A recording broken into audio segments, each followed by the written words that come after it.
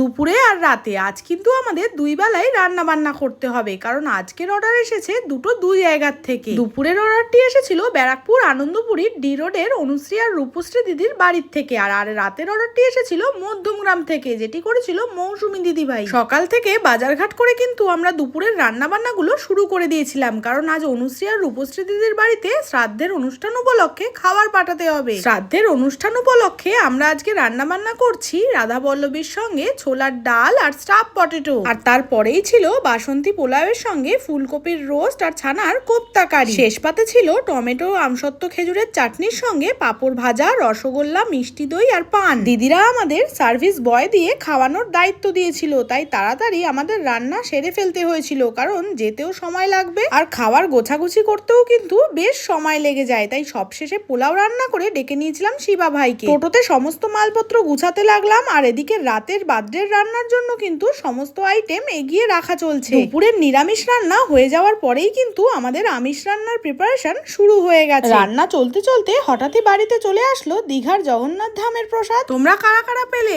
Comment করে জানিও। এইবার আমরা পৌঁছে গেলাম ডি রোডের দিদিদের বাড়ি। যিনি মারা গেছেন তার আত্মার চিরশান্তি কামনা করি। এবার আমরা আস্তে আস্তে অতিথিদের আপ্যায়ন করা শুরু করে দিলাম। যেহেতু রাধাবল্লভী ছিল তাই ওখানে গিয়েই কিন্তু আমরা গরম গরম রাধাবল্লভী ভেজে পরিবেশন করেছিলাম। আর যেখানে লুচি বা রাধাবল্লভী ভাজার সমস্যা থাকে সেখানে কিন্তু আমরা নান ভেজে পাঠানোর জন্যই সাজেস্ট করে থাকি, কারণ লুচি বা রাধাবল্লভী ভেজে পাঠালে ঠান্ডা হয়ে গেলে ওগুলো খেতে কিন্তু পরে আর ভালো লাগে না। দিদিদের সহযোগিতায় আজকের শ্রাদ্ধের অনুষ্ঠানের কাজ কিন্তু খুব ভালোভাবেই সমাপ্ত হলো। বিকেল হয়ে গেছে, তাই মধ্যমগ্রাম থেকে আসা অর্ডারের মৌসুমী ম্যাডামের বাড়িতে কিন্তু জন্মদিনের অর্ডারের রান্না চলছে। প্রথমেই ছিল এগ ডেভিলের সঙ্গে স্যালাড, আর তারপরেই ছিল নানপুরির সঙ্গে চানা মশলা আর ফ্রাইড রাইসের সঙ্গে চিকেন কষা। শেষ পাতে ছিল আমের চাটনির সঙ্গে পাঁপড় ভাজা। শেষে ডিমের ডেভিল ভেজে নিয়ে ডেকে নিয়েছিলাম রাজদাকে, আর রাজদা সমস্ত খাবার টিফিন বক্সে গুছিয়ে নিয়ে চলে গেল মধ্যমগ্রামের ঋষি অরবিন্দ রোডে। তোমরা যারা যারা অর্ডার করতে চাইছো আর ভিডিওগুলো ভালো লাগছে তারা অবশ্যই পেজটি ফলো করে সঙ্গে থেকো।